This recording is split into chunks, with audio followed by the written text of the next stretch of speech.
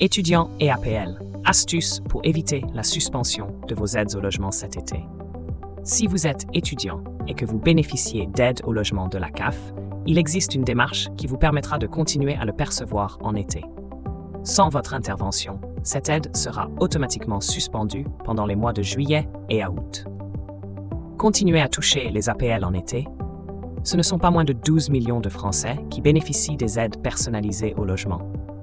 Et parmi eux, 800 000 étudiants, avec qui la CAF est très vigilante en période d'été pour éviter les fraudes. Effectivement, la perte serait significative si elle continuait à verser des aides à un étudiant qui aurait rendu sa location. Comme mesure préventive, elle envoie des alertes aux étudiants dès le mois de juin pour confirmer si ceux-ci vont garder ou non leur logement en été.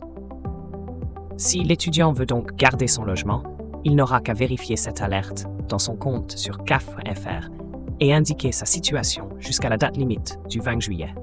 Si l'étudiant décide toutefois de quitter son logement pendant l'été, il devra indiquer sa date de départ. Si aucune confirmation n'est faite, la CAF considère que l'étudiant va quitter les lieux. Par conséquent, les aides au logement seront suspendues.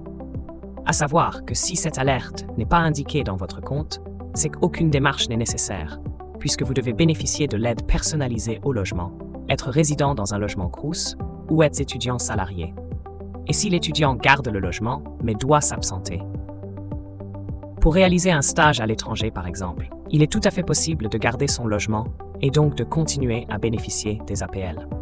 Toutefois, la durée d'absence doit être limitée à 4 mois, car il est exigé à l'étudiant d'occuper le logement pendant au moins 8 mois, consécutifs ou non, dans l'année.